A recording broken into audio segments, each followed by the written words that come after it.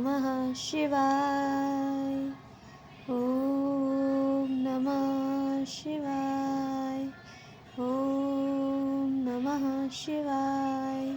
शिव महापुराण सप्तम वायव्य संहिता 22वां अध्याय शिव शांति नित्य तथा नैमित्तिक कर्म वर्णन। उपमन्यु बोले, न्यास 3 प्रकार का होता है, स्थिति, उत्पत्ति और लय। इसमें स्थित न्यास तो गृहस्थों के लिए है और उत्पत्ति ब्रह्मचारियों के लिए।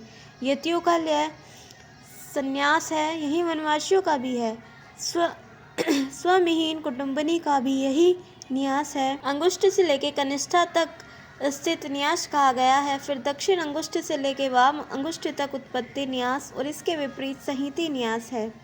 बाएं अंगूठे से लेकर दक्षिण अंगूठे तक बिंदु सहित नकार आदि को रख अंगुलियों में शिव न्यास करें।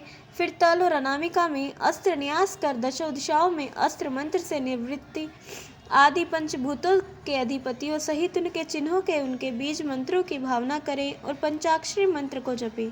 प्राणों को रोक प्राणवायु का शोधन करें। अस्त्र मुद्रा से गुण संख्या अनुसार भूत ग्रंथियों को छेदें। इस प्रकार प्राणवायु सुषुम्ना को जगा आत्मा को प्रेरित करें। फिर वायु से देह को सुखा कालिंदी से दग्ध कर ऊपर के भाव से कलाओं का संहार कर देवें। फिर अधिपतियों सहित उन विदग्ध कलाओं का स्पर्श कर अमृत से देह को स्नान करा यथा स्थान स्थित करें। इस प्रकार शिव शास्त्र के अनुसार गुरु जैसा कहे उसके अनुसार उस निर्गत आत्मा को ब्रह्मरंध्र में संयुक्त कर देह में प्रविष्ट कर शिव कमल में ध्यान कर फिर अमृत की वर्षा से शरीर सींचन करें और फिर करन्यास और देह न्यास करके 3 मुद्रा कर शिव मार्ग अंग न्यास करके हाथ पैर की संधियों में वर्णन्यास करें। फिर षट न्यास करें। दिशाओं में क्रमश दिग्बंध करें। सिर में पंचग्यास करें। इस प्रकार आत्मशोधन द्वारा शिव भाव की प्राप्ति करें। परमेश्वर पूजन करें। जिनके पास अवकाश हो और मति भ्रम ना हो वे इससे भी विस्तृण कला से न्यास कर कर्म आचरण करें। इस प्रकार प्रथम मातृका न्यास, फिर ब्रह्म न्यास, फिर प्रणव न्यास, चौथा 16 न्यास, पंचम पंचराश्मतक न्यास, इनमें से एक या अनेक पूजन कर्म करें। अकार सिर में, ई ऊ नेत्र, अ ऊ कान में, ओम और श्रृंग श्रृंग ल दोनों नासापुट में, अ ए ओष्ठों में, अ ओ नीचे दोनों पंक्तियों में, आ जिह्वा में, अनह तालु में। इस प्रकार प्रयुक्त कर गुरु से सीख कर पूर्वादि कर्म योग से करें। अघोर के 8 कला क्रमश करें। ऐसा करने से पंचाक्षर विद्या का न्यास होता है, उसे शिव तत्व की प्राप्ति होती है। कर्म यज्ञ, तप यज्ञ और ज्ञान यज्ञ 5 प्रकार का यज्ञ कहा गया है। जिसको जो अच्छा लगता है वह उस यज्ञ को करता है। ये सभी उत्तरोत्तर श्रेष्ठ है। सकाम निष्काम के भेद रखे। यह कर्म यज्ञ 2 प्रकार का होता है और दोनों के अलग अलग फल हैं। सकामी कर्मों को भोगता और कामशक्त होता है। अकामी रुद्रलोक में जाकर अनेक भोगों को भोगता हुआ फिर रुद्र भवन से आकर तप यज्ञ में प्रीति करता हुआ तपस्वी हो अनेक भोगों को भोगता है। उसी प्रकार जब ध्यान का प्रेमी भी पृथ्वी पर अवतीर्ण होता है, इसमें भी संदेह नहीं है, और वह अपनी विशिष्टता के वश शीघ्र ज्ञान प्राप्त कर शिव सायुज्य को पाता है।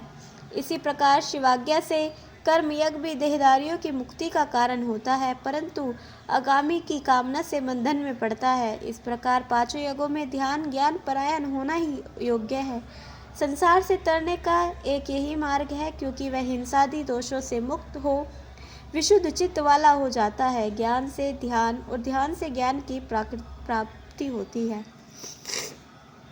इस प्रकार से शिव महापुराण सप्तम वायव्य संहिता उत्तरार्ध का 22वां अध्याय समाप्त। बोलिए उमापति महादेव की जय।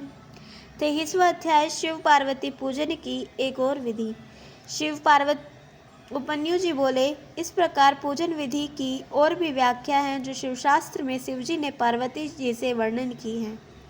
अंग अभ्यंतर योग अग्नि कार्य के अंत तक करें, फिर बहिर्याग करें या ना करें। इसमें द्रव्यों को मन से कल्पित कर उसे शुद्ध कर लेवें और देव गणेश का ध्यान कर साविधि पूजन करें।